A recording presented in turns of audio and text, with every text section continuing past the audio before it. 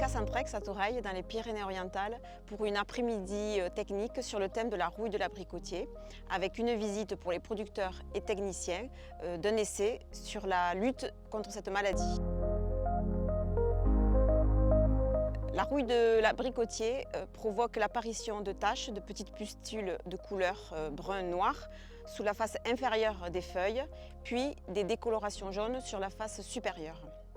Elle peut impacter fortement le rendement en faisant tomber précocement les feuilles en fin d'été. L'arbre ne peut donc pas faire correctement ses réserves nutritives, ce qui impacte la floraison et la production de l'année suivante.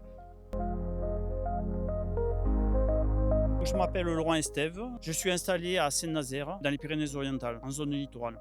Ça fait quelques années que j'ai des problèmes sur certaines variétés sensibles à la rouille. Donc en étant en agriculture biologique, c'est vrai qu'on ne peut pas utiliser de produits chimiques. Et pour essayer de combattre ce problème, en fait, j'utilise des engrais à base de manganèse. Plusieurs traitements que je fais avant récolte et après récolte. Donc avec ce type de protection, suivant les années humides, c'est vrai que je suis en zone littorale, donc sujet à un vent marin, mais aussi à des rosées matinales. Et donc certaines années, le feuillage n'arrive pas jusqu'en automne. Notamment, on a des chutes de feuilles dès le mois d'août. Donc cette protection, elle n'est pas efficace à 100%. J'aimerais avoir une solution justement pour essayer d'y remédier en utilisant pourquoi pas d'autres produits, bien sûr utilisables en agriculture biologique. Donc l'essai a été mis en place dans le cadre du projet MIRAD 2, financé par le plan Ecophyto. Ils ont deux objectifs. Le premier est de voir parmi les engrais foliaires quel est l'oligo-élément qui est efficace dans la résistance des plantes à la rouille, entre le cuivre, le manganèse ou le zinc, ou si c'est la combinaison des trois qui fait l'effet. Et le deuxième objectif est de voir parmi les solutions alternatives existantes lesquelles auraient une efficacité contre rouille.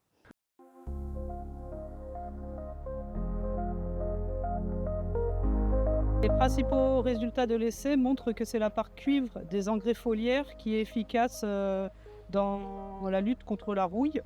Ainsi constaté que le polysulfure de calcium et dans une moindre mesure le bicarbonate de potassium avaient une efficacité équivalente au cuivre. Il est quand même à noter que les engrais foliaires à base de cuivre ont montré une phytotoxicité sur les feuilles. Celle-ci a surtout lieu au printemps lorsque les températures sont encore froides.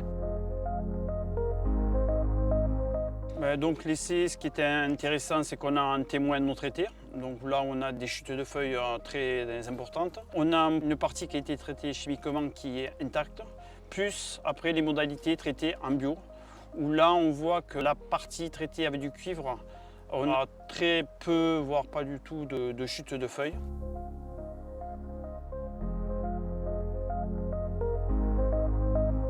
Pour conclure, voici nos préconisations pour lutter contre la rouille de l'abricotier.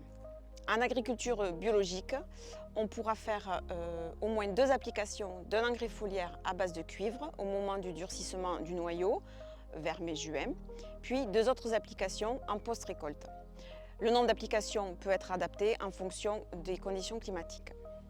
Si on ne veut pas utiliser de cuivre, on pourra utiliser, comme on a vu dans l'essai, des produits à base d'hydrogénocarbonate de potassium comme le Vitisan ou l'armicarbe, ou bien de polysulfure de calcium comme le Curatio. Mais attention, il faut que ces produits soient homologués sur l'abricotier, 10 fois plus cher.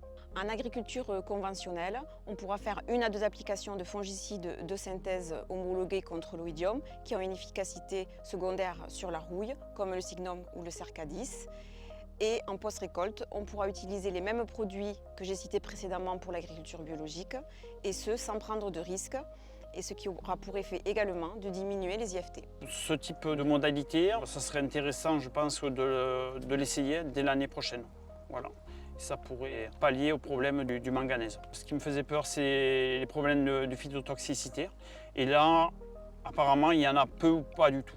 Donc c'est pour ça que c'est encore plus intéressant de l'utiliser.